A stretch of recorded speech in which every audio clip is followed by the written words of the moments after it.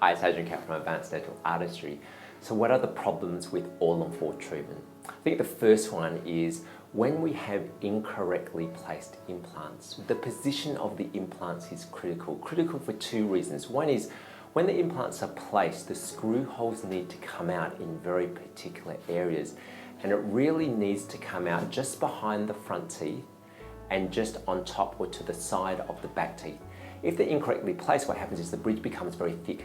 And if the thickness is there, there's two issues. One is, of course, comfort, because if the bridge is very thick, the tongue doesn't like it. And secondly, if they're thick at the front, the speech can actually be altered. And this is a real problem for patients who find that after they've had treatment done, their speech actually changes.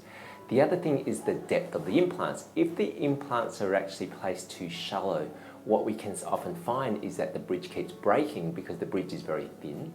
We can also find that the patient will actually show what we call the transition zone, and this is the difference or the area between the patient's natural gum and the all-on-4 bridge. If a patient smiles really high, they can sometimes show this gap or this difference between the top of the bridge and the gum, and this transition zone makes the cosmetics actually not very nice.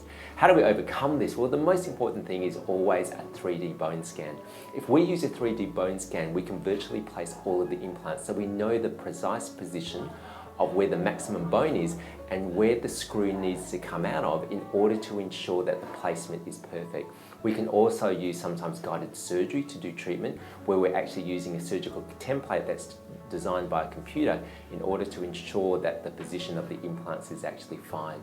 And the last thing is, of course, making sure that when we're actually placing the implants, that we actually have a surgical template to also ensure that the position is actually okay.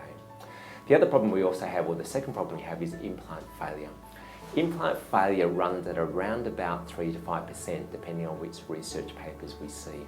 And implant failure can really be for two reasons. One is either it's a biological failure where the body just didn't actually take up the implant because there was some rejection of the implant, or it could be because the implant wasn't placed in the most ideal environment, which means that maybe there was a bit too much heat when the implant hole was actually being drilled.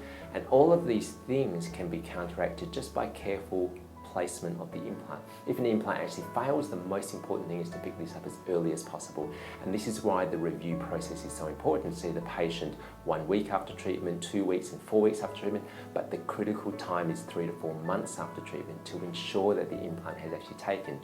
If an implant has actually failed, generally it's very easy to remove the implant and to place a new implant and to modify the bridge in order for the patient to actually carry on. And the last thing is when patients actually come in and are not happy with either the cosmetics, the bite, or the phonetics or the speech of the case.